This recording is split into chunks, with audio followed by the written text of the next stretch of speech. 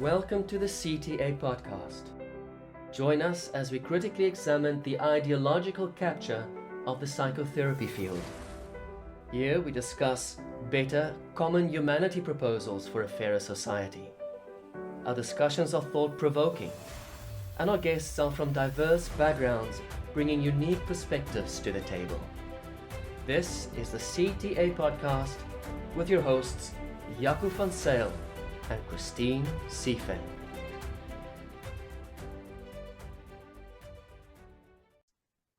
So welcome everybody back to the Critical Therapy Antidote podcast. We're here today with Piers Newman, and we're continuing with our author chapter series. So we're going to spend some time today talking with Piers about the chapter that he wrote for the first CTA book that has been published that we're very excited about, called Cynical Therapies: Perspectives on the Anti-Therapeutic Nature of Critical Social Justice. So with us today is Piers Newman again, and I'm going to just tell you a bit about Piers, and Piers, you can fill in the rest. So Sure. Piers is currently a systemic family psychotherapist working in private practice and with the National Health Service, but it seems as though you're spending more time these days, Piers, with the National Health Service in England. The latter, yeah. Yes, supervising, teaching, and tutoring courses in family therapy. So tell us a little bit more, Piers, about some of your current interests, as you shared with us that they have been evolving. We'd like to hear a little bit about that, and then we will jump right in. Yeah, I'm very keen. So my background, I've worked in all sorts of areas of mental health. I've worked in adult mental health, and I've worked in child and family mental health as well. That's where I've been for the last 8 years.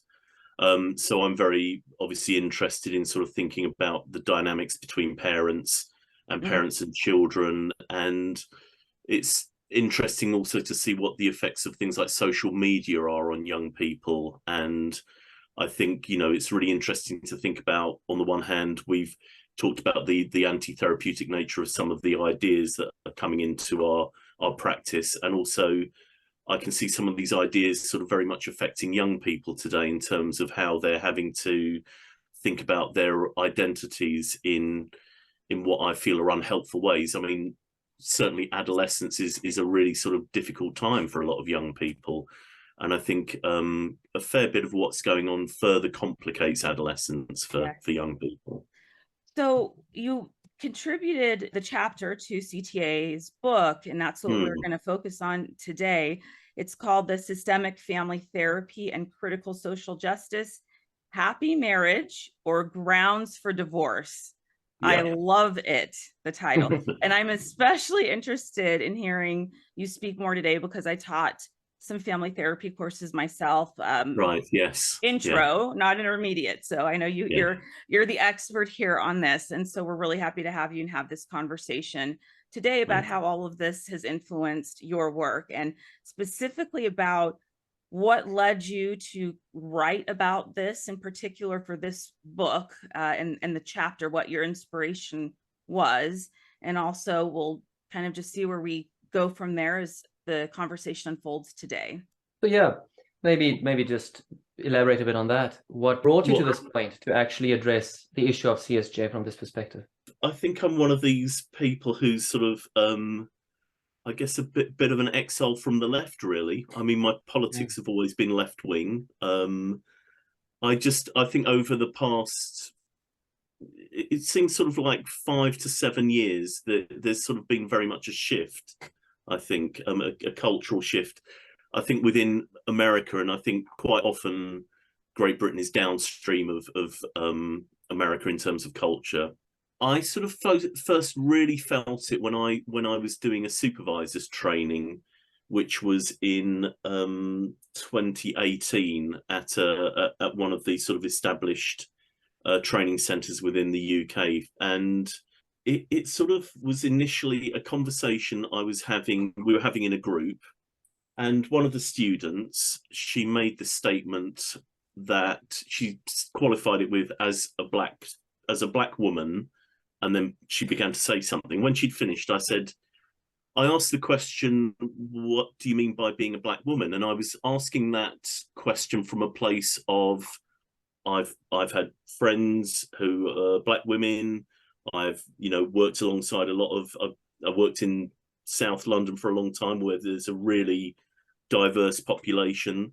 So I was thinking, well, I don't know whether every black woman I know would sort of answer the question in that way. And so I was interested to sort of get a bit more depth as to what this colleague was saying. She didn't seem at all offended by the question, but immediately the tutor leapt in and said, I suppose you think all black women are the same, Piers. And I was just very, very taken aback by that. And then I also noticed that there was, I think one of the things I've noticed in family therapy, in British family therapy, is there's this sort of the influence of certain aspects of feminist thought have made it rather misandrist, rather sort of anti-man, and I would say there's some aspects of feminism that have been really necessary to sort of develop the field of family therapy. I'd also say some of the other elements of it are very unhelpful, I think, for both men and women. So that was sort of really the start of it. And it's sort of various experiences on the way. I remember having an argument with a very sort of well-known person in the field of British family therapy about postmodernism, and my sort of feeling about postmodernism. It's a really interesting critique of modernist ideas, but it's not. And I think what is being argued for when people say that they're postmodern is they just want a different version of modernism. They just want a different set of rules. And with the whole postmodern idea is that the rules are constantly under question, and I think that's really can be a really helpful perspective. And I think that can be a really helpful perspective from a therapeutic point of view, because if you've grown up in an abusive family and adopted an identity, it's really liberating then to sort of break away from that identity and discover that you're somebody else. Imagine both of you as therapists have had that experience, that people have sort of rejected who they've been told they are and have become somebody else and somebody different. Yeah, the position we take in psychotherapy is a position of curiosity, as you point out in your chapter. Absolutely. to want to explore the meanings we attach to certain things, to not just assume that when a person says as a black woman or as a gay man, that to assume exactly what they mean by that. And isn't it interesting that it is precisely because you did not assume that what she meant as a black woman was what every other black person would mean by saying that. It was the exact opposite of what the tutor accused you of. You wanted to know from her perspective what she meant by that identity, and that's how it ought to be, not so. Completely. And I think going back to that point, that there's one of the seminal papers in family therapy was written by somebody called Gianfranco Cecchin, and it is about curiosity and its place within psychotherapy, and especially family therapy. That you're always, why is this the case? Why do people do what they do? Even people who do appalling things to one another in families, why do they do it? There's an importance of being curious. I mean, you can also take a stance and say, abusive behavior in families is dreadful, and we need to stop it. But you can still be curious about why it occurs. Yes. But I think for the purpose of our audience, maybe we can just step a bit back and ask the question. Sure. What is family therapy compared to individual therapy? Well, I mean, I think this is what gets a lot of other psychotherapists very freaked out, because there's more than one person in the room. I've worked with families with 8 people in the room, 8 family members in the room, sort of large extended families, and so that's obviously the fundamental difference. Obviously, that can compare to sort of group therapies. I think the other thing to point out, which I didn't mention in the chapter, is that as a family therapist, you don't have to have an individual psychotherapy yourself, any sort of psychotherapy. And I think that's sort of for historic reasons initially. But my position is now, I think family therapists or family therapy should really consider adopting this, certainly in the UK, that there is some sort of there is a necessity to think about why we become therapists. Those are the two fundamental differences, really, in my mind. I think it's also interesting. I'll just pop in here because I worked with families a lot of the time. We'd bring the families in because there was something happening with the individual. And I think it gives a lot of information about the individual if you happen to have somebody in individual therapy. When you bring the family in and you see the way that they respond and the dynamic that they have, it almost in some way, I mean, it sheds some light on how that person functions in a system, and in that system it's their family, and it was so valuable. And this was specifically, at least in substance use treatment, for example, family therapy is a big part of it here for us. So bringing them in, I think, too, highlighted a picture, a more clear picture of the difference between how they are one-on-one and how they are when they engage in a community. And that kind of, I think, ties into what all of this is about, which is what we're talking about, the community at large and the pressures and narratives, right, about this critical social justice. So it's interesting to see that microcosm, in a sense, of how they may be relating in a greater scale outside. Absolutely. I mean, you know, I've started work with sort of certain members of the family, not the whole family, and then they talk about one of the people who's absent and they create an impression of them, and then as a therapist I meet them and it's like a completely different experience. And I'd also say sometimes when people do come along to family therapy, they're on best behavior. I'm always curious to know what are the conversations they have then, sort of an hour or two after the meeting, in the car ride home. Yes, exactly, right. Yes, yeah. Does the arguments continue or start up there? Yeah, absolutely. It's really, really fascinating. Maybe you can give us some overview of the history of the development of family therapy, right from its inception until now, and the dominant modalities that we see being practiced in family therapy. Family therapy sort of originated, sort of it's a post-war thing, and there was a move to sort of look at relationships between people. So American psychoanalysis very much has that sort of interpersonal theory within it. People like Karen Horney and Harry Stack Sullivan. Absolutely. And then there's also been sort of certainly at the early days of the Tavistock, sort of I mean, the Tavistock's been going since the 1920s, but sort of post-war, there were people like Bowlby there who were very interested in sort of working with families, and obviously he's the big name in attachment. So you have this interest in going on, really, and then it sort of turns into, in the 70s, there's a professionalization in the UK. So a family therapist qualification is recognized. Initially, sort of family therapy is very much an expert coming from the outside and looking at the family, and then I sort of use this, the idea of a system is you can sort of make adjustments to it. So it's a bit like having a thermostat for your central heating. You know, you can turn the thermostat up, and when it gets to a certain temperature, it'll cut out, the heating will cut out, and then come back in. So theoretically, you're making those adjustments. Everyone sort of very quickly realized that a family is a much more sophisticated system than a central heating system. And there was also a recognition that, you know, as a therapist, you're coming into a system and creating a novel system, the sort of family and the therapist system together, and the way that you're then influencing that system is somewhat different. You're not sort of dictating from the outside, you're sort of participating in the process of conversation with the family, and trying to, in a sense, partly you're modeling a way of relating to one another, you know, which is to give people time and space to listen to one another and to value that sort of thing. So that's sort of one sort of main shift in family therapy.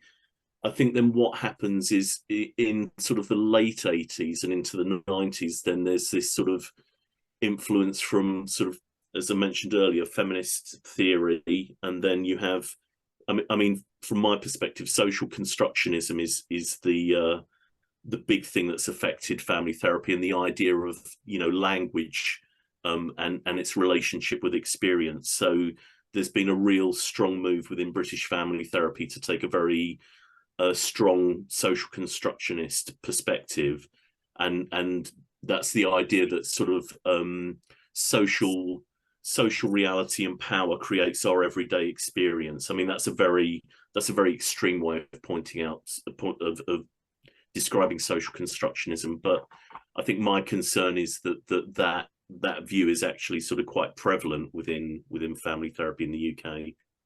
The idea of power knowledge, in other words.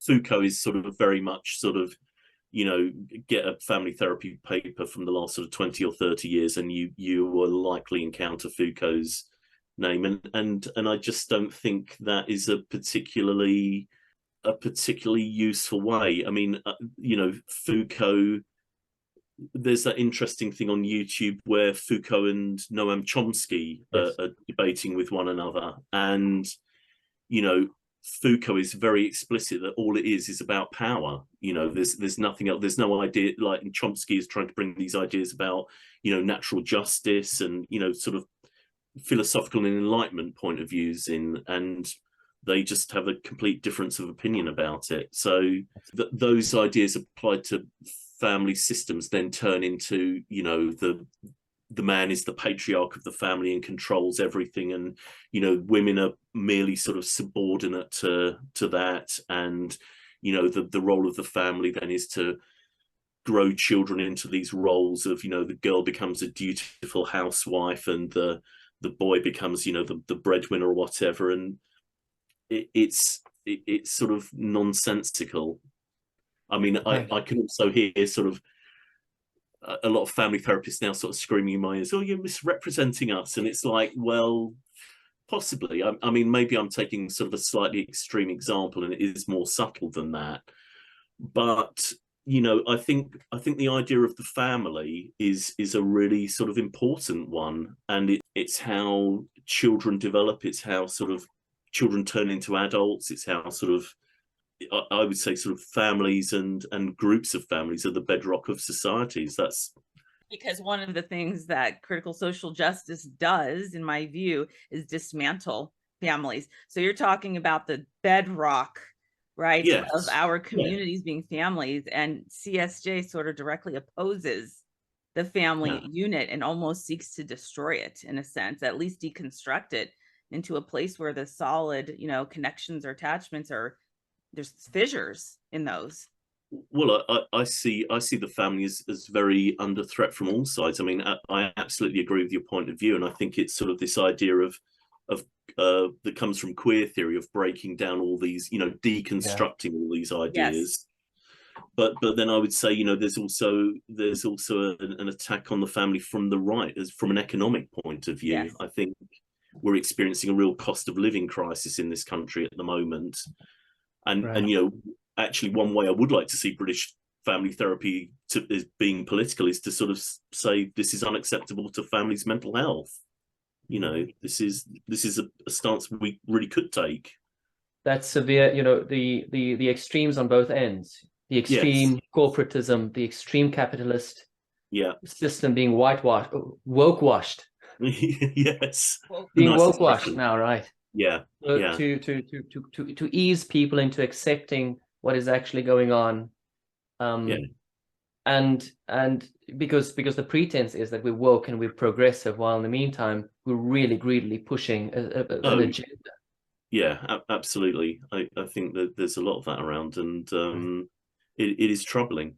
Jaco and I were talking before this about how, you know, reasons why families drop out of therapy. And one of the things that I said is that it's really unaffordable a lot of the time, at least here in the States, and they're not able. So even thinking about the economic, you know, the cost of that and the fact that it's prohibitive, there's maybe a reason for that, right? Because it's a huge factor in why people don't continue families, at least here, when they're starting to actually make progress, the financial, prohibitiveness of it. So it's interesting to think about how all of these convergences of dynamics create what we're seeing now. It's complicated. There's a lot of complexity.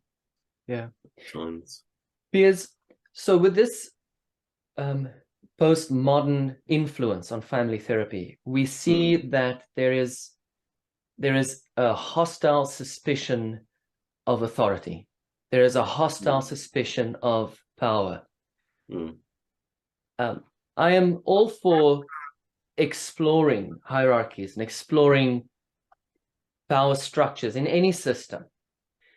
But I think if the discourse is it's hostile, it has to be dismantled, it has to be destroyed, then we're moving into very dangerous terrain, because we're not dealing just with parents, we're also dealing with children. And one of the basic things children need to learn is that there are limitations and restrictions around us all the time, and we need to account for those. We cannot just dismantle and break down and live a life of resentment and bitterness and activism all the time.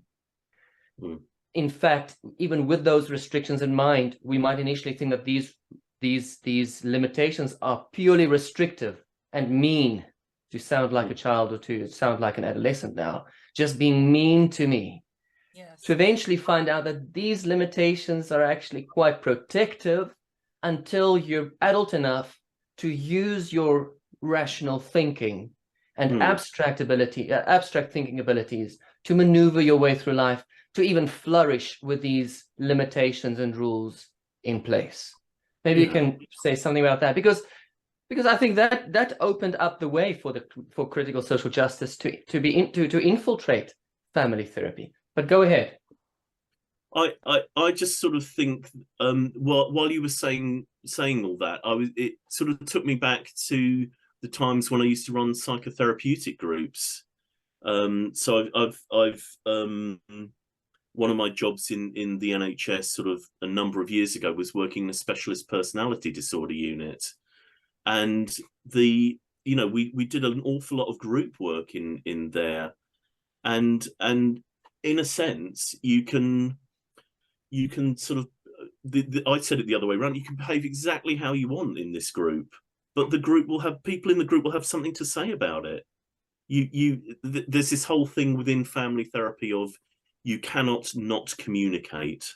Whenever you're sort of doing something in a group setting, you are communicating. You're always in communication, even if it's like being completely silent and not engaging with the group. Paradoxically, that is a communication. Family therapy, I think, has really lost touch with sort of child development. The fundamentals of child development, and there's been a lot of work done in child development over the years, and the importance of stable parental figures, consistency.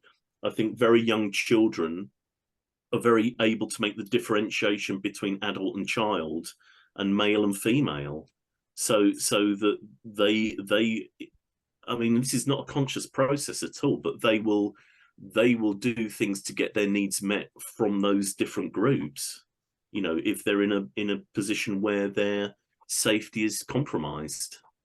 And if you think of personality disorders or personality dynamics, you would appreciate that what features a lot in personality structure would be the person's position towards the reality principle. Yes. Yeah. That was actually Similar to what I was going to say. So you read my mind. And I think this is one of the things I find interesting about critical social justice and the people who advocate for it.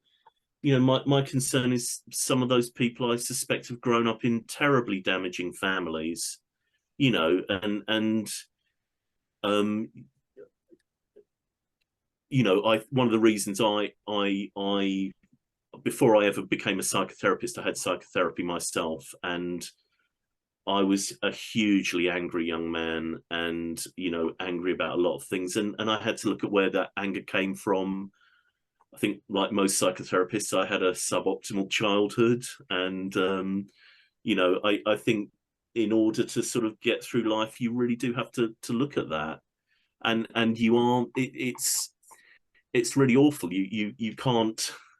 Well, I could go around blaming my parents or whatever eternally, but at the end of the day, you have to sort of let that go. And it's like, well, it's my life to live, and I've got to get on with it, and I've got to establish relationships personally and professionally, and that's how I develop and get through life, and feel engaged with life, and occasionally feeling happy, but also able to deal with the difficulties that life throws at me.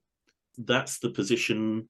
That's why I trained as a therapist, and that's the position I'd love the families I work with to get to. That they're capable people with agency, and again, I think social constructionism and critical social justice at their absolute worst rob people of agency. It's like, you have no agency, you can't affect the world, you're going to be oppressed for the rest of your life. Maybe then the view is that these people, I mean, there's also this fantasy, this sort of liberation fantasy of people will rise up, and then once all these shackles have thrown off, this wonderful new order will sort of establish Utopia. itself. Exactly, and I think that was sort of the whole thing about the Occupy Wall Street movement. It was like, a very legitimate protest, but it's like, there's a really good talk by Slavoj Žižek, and he says, what is it that the leftists are going to do the day after the revolution then? Nobody's got a plan. It's that I think is the big flaw with me with some of this thinking from the left. It's like, okay, well, how's it all going to work? We've seen socialist and communist countries attempt it, and the only time I've ever seen it is working on very, very small scales, like sort of village cooperatives. I mentioned it in the previous podcast, where this whole obsession with power is rather misplaced, in the sense that it's truly an obsession. And these theorists have ignored the other theories around motivation for group participation. McClelland's theories, for instance, where it's not just for power purposes that people engage in group activity. It's also for affiliative purposes. People want to belong. Oh, yes. Yeah. Right. At the core. And you can see it in corporations where power as the central motivation predominates. You see what a dog-eat-dog world it becomes. Politics these days would be an excellent example of such group activity with that motivation behind it. But then you also have affiliative motivations. Not only that, you also have achievement. Sure. Sorry, Christine. You also have achievement motivations. People want to achieve something. It's research in some areas. They don't attach their egos to it. They don't really want to make friends while doing it. But they just want to research this thing and make it available for people to enjoy. Yeah. There is some affiliation. Yeah. So where does power feature there? It is such a cynical but sometimes I feel such a deliberately contrarian position they're taking in. But that is the discourse of things like queer theory, these postmodernists mixed with Marxism. Yeah, I think there's that writer, isn't there, Rob Henderson, who talks about it in terms of luxury beliefs, and I think a lot of these sort of these cynical ideas come from, it comes from one elite group of people attempting to attack another elite group of people, and the fallout is for people who don't have that much agency in the world. It's completely your right to talk about the pointlessness of men in sort of relationships today and in marriage today.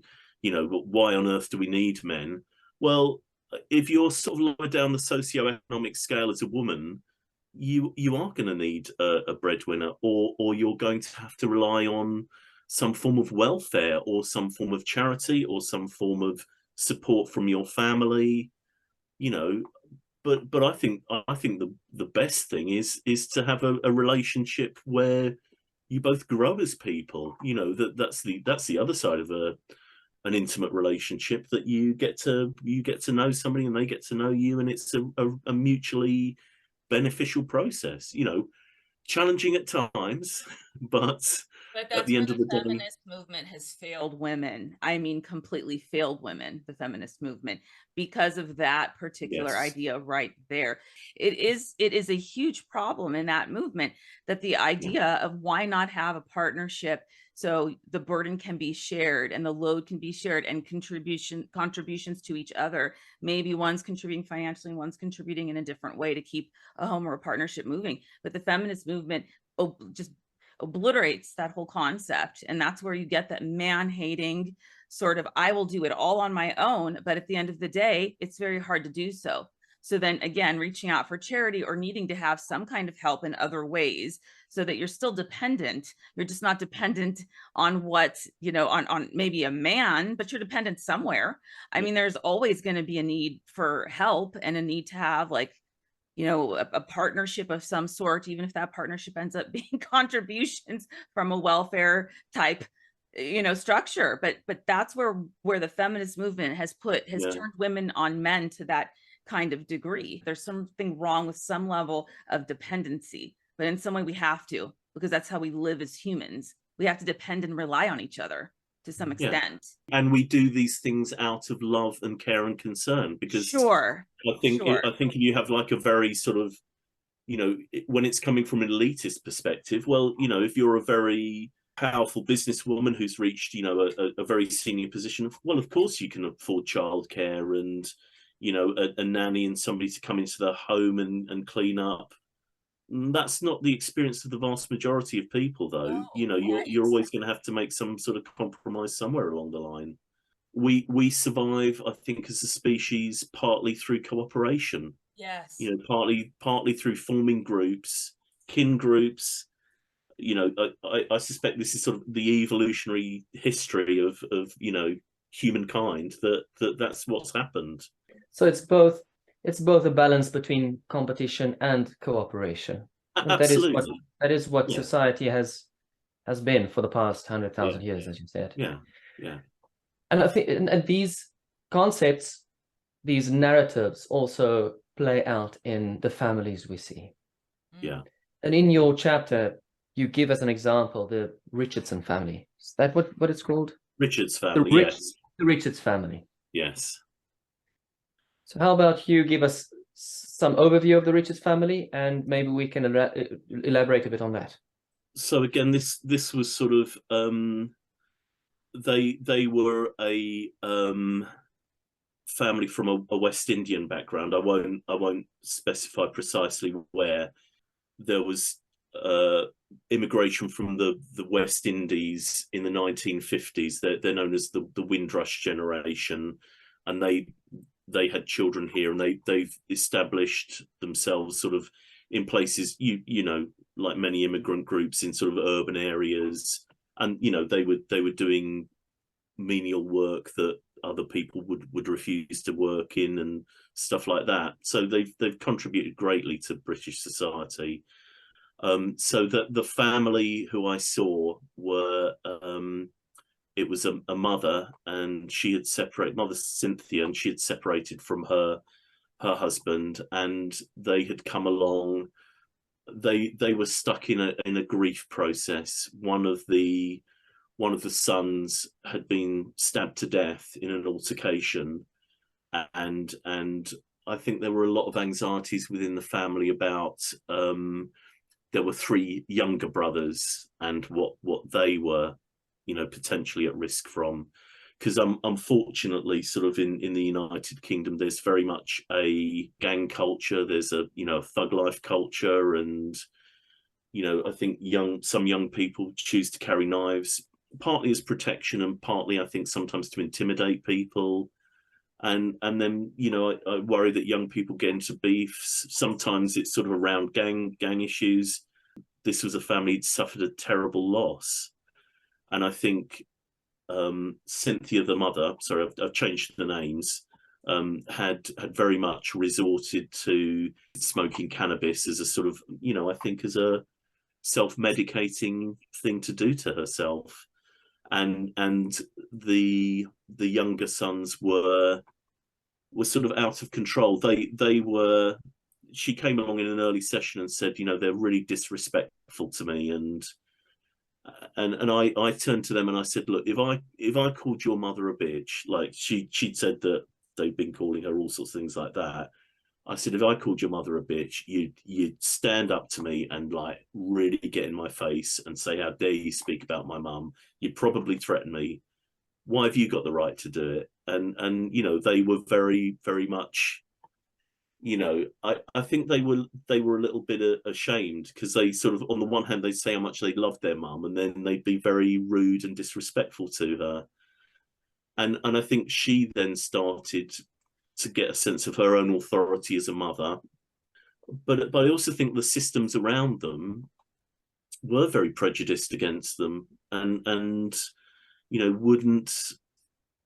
There's this idea, you know, and you think, well, the thing you hear from a critical social justice perspective is it's sort of like the racism inherent in the system. Well, okay, that might be the case, but also they experienced a lot of prejudice from people in their own community, both from their church and from sort of like school. They were a bad family, and you know, they would come along and see me. They never missed an appointment.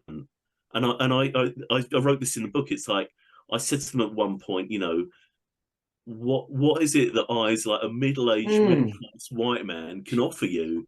And she's like, chuckles to herself. She goes, well, you listen to us, nobody else does.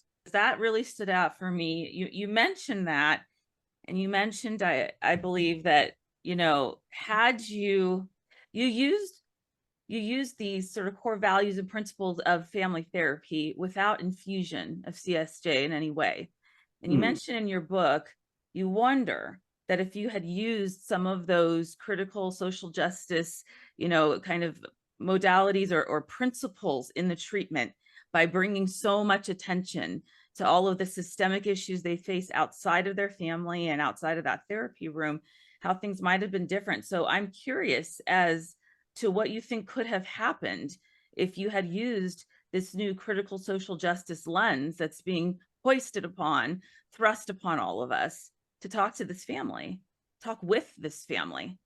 Well, I think, going back to something I was saying earlier, I worry that they would have had then absolutely no sense of agency. It would just be like me saying, yeah, you know, your brother got stabbed to death because it's a racist society that we live in, and you know, the way that the power structures are organized in societies, that's why, you know, young black men are in these sort of situations with one another, and that's why your son was stabbed to death. And it's almost like you should be angry instead of grieving, you know. And also, well, you know, the education system's rigged against you, so why even bother? You know, one of the sons was moved to what's called in the UK pupil referral units. So that's usually for young people who are experiencing difficulties, and maybe they're very disruptive in the classroom, so that they're sent to sort of these sort of specialized units. Well, one of the lads was sent to a unit, and he flourished, you know, because there's fewer numbers, there was less tension within the environment. He was a clever lad, he really wanted to learn, and so his grades just sort of shot up. And you think, okay, well, that's the solution then. It's not like, you know, shaking your fist at the system. It's sort of like saying, why don't we sort of think about how the system can operate in people's interests and support them, and support them to a point where they're no longer reliant on the system. There's a very famous family therapist, Salvador Minuchin, and structural family therapy. Yeah, absolutely. He's sort of like a really, really big name, a really remarkable person. He passed away a number of years ago.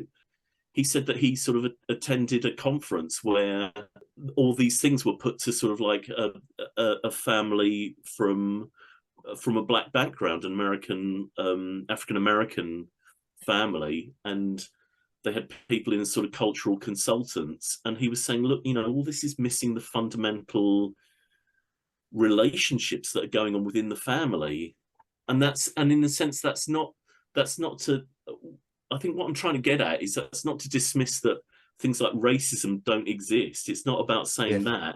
It's just about saying, this is not the territory of psychotherapy. Yes. This is if you want to address this, become an activist in your community. Yes. Become take a political stance if that's what you want to do. If that's where you see these injustices. Great, go off and do that. Psychotherapy is not the place for it. Yeah.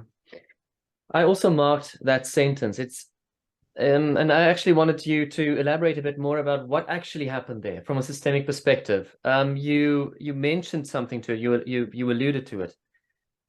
I just want to read this section. It says, during one session where they told me of another incident of being on the receiving end of poor treatment from professionals, I noticed that I felt an almost overwhelming inability to be helpful.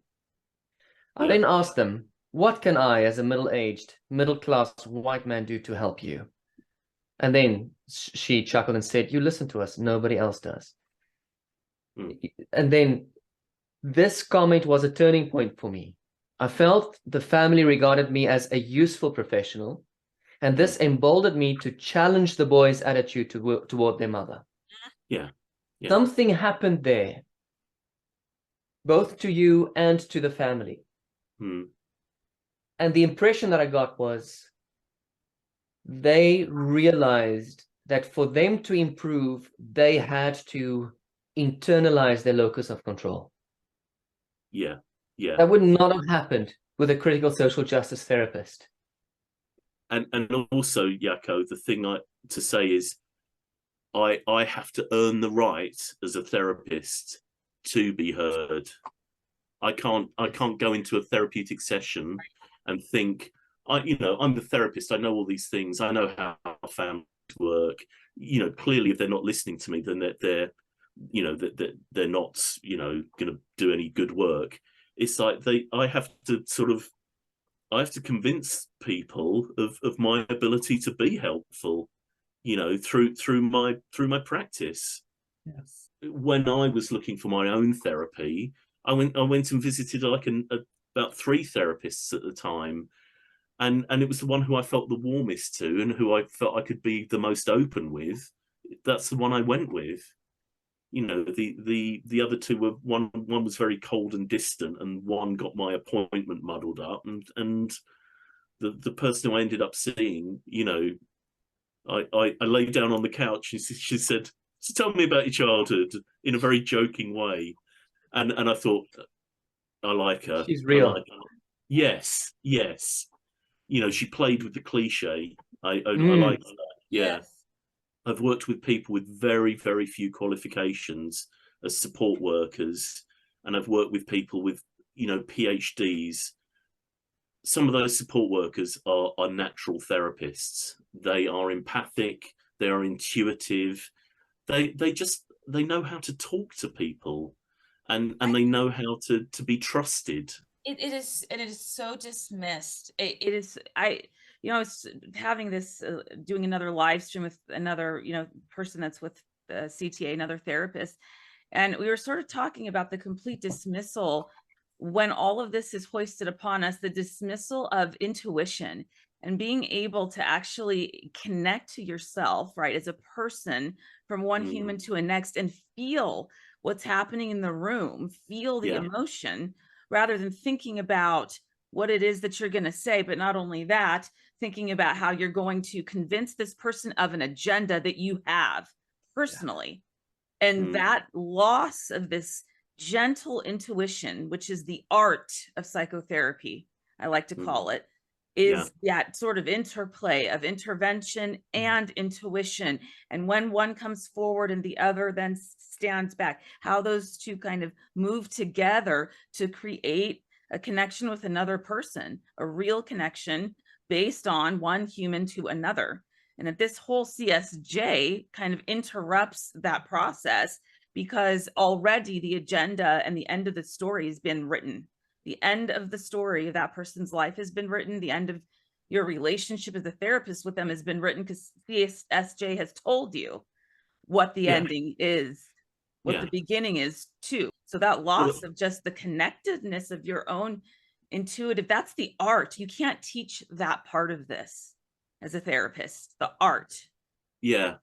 the thing with CSJ is, I think it takes a very perverse view of what experience is. It will only listen to sort of certain types of experience, and Yes. I'm it in a sense, it's sort of there's a deep unconscious racism within it, which is we're only going to listen to Black people who've suffered horrendously, or we're only going to listen to gay or trans people who've had a dreadful experience. We're not going to, there are people in the trans community who are like, God, I can't bear all this stuff. Yeah.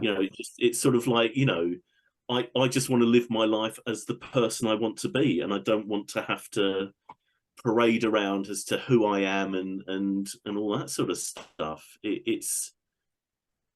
And also the other thing is, I don't think it's important that it never has an ending, that there's a perpetual dissatisfaction. Right. The example I like to think of is Christ on the cross, and like, obviously he says, "Forgive them, Lord," and all that sort of stuff. If he's coming from a critical social justice perspective, it's like, you bastards did this to me, and you'll never forget it, and I'm gonna make you suffer, and for the rest of your days, sort of thing. With that, I mean, people talk about forgiveness, but it's also, I don't even think it's about forgiveness. It's about how do you just let that go, as I was sort of saying earlier on. Yes. If you're consumed by your grievances, you sometimes you might have to wait a long time for the world to change. And I also think, like I said earlier, I think there's better ways to address grievances. Absolutely. Yeah. In the final part of your chapter, you describe what critical social justice does to the tenets of family therapy. I think it is fair to say that humans are discriminating creatures. We will find reasons to unfairly discriminate against other people, whether it be the obvious stuff, the visible stuff, whether it be projected stuff from our internal world. It is the human condition. We can all agree on it, that sometimes unfair discrimination takes place. Yes. Yeah. I'm not too sure if you're familiar with the Mott and Bailey. Yes, so yeah, I've heard of that. Strategy. Yeah. So the Mott would be something that is indisputably true. Discrimination exists. Right. It exists. Yeah. The Bailey would be the response to that. Yeah. Mm. To give an example let's take a family therapy example. Mm-hmm. You get a family where there is abusive discipline in that family. So you, as a therapist, and that family agrees that discipline is necessary. That's the Mott. Yes. But now you encounter the response or the application of discipline, namely abusive disciplining ways. And when you address that, you would say something like, what you're doing to that child is utterly abusive and alienating. That is addressing the Bailey, in other words. Now the abuser would move back to, but, I thought we agreed that discipline is what is necessary here. And I think critical social justice activists do the same. Their application of their ideology in response to an agreed upon reality that humans tend to discriminate unfairly is the Bailey. And we attack the Bailey, but then they go back to the Mott and say, we need to fight racism. We need to fight racism. We need to fight unfair discrimination against humans and minorities, etc. And that is the rhetorical trick they play upon us. Gaslighting. All the time. And then, of course, they gaslight. Right. Right. Well, I very think complex way of talking about it, but it is, in my view, that's very gaslighting sort of behavior. I think there's also there's, when you're saying that, there's that postmodern idea from semiotics, isn't it, where you've got the signifier and the sign. Yes, and so signified. the risk is the risk is these words get decoupled from what we think they mean. So racism takes on a new meaning, and you know, all these, you know, what man takes on a new meaning, and woman takes on a new meaning, and race takes on a new meaning. So again, sometimes these shifts are important, you know, and are necessary. But at the moment, I just think I sort of think there's this sort of rather perverse game being played. Again, there was another very good book I read within the last year called Racecraft by Karen and Barbara Fields, and they talk about the thing of race being, it's like witchcraft. You see these signs and that indicate this thing called race, people having a race, and you know, their point is race doesn't really exist. It's a really old-fashioned artificial construct. However, you can always use race to produce racism. This thing called race, which is pointless and useless, the only thing that it's good for is to produce racism. From a systemic perspective, Right. what is happening, and how do you see this play out? I think I see a couple of things going on. I don't, obviously I'm in touch with the sort of what goes on in the UK, obviously, and then sort of seeing things that are happening with sort of peers and colleagues in America. And I think the situation in America seems sort of quite bad. I think what's happened in the UK is, I think there's a sort of stepping back from some of this. I think there was a recent report into the gender clinic at the Tavistock by Hilary Glass, which was really highlighting issues around safeguarding, and certainly within the health service, you know, there have been things that have gone wrong in the past. There have been scandals, and they've always included things around safeguarding. So I think this is great, because this is the re-rise of safeguarding. This is the recognition that children need protection, that and sometimes from themselves, and sometimes from ideas that aren't helpful to their development. And, you know, it's almost like, you know, you're trusting children to make decisions about their gender and having surgery. You know, would you trust them with your credit card? Would you trust them with your bank account? Would you know, let them get a tattoo? All these sorts of things, you know, just seem to be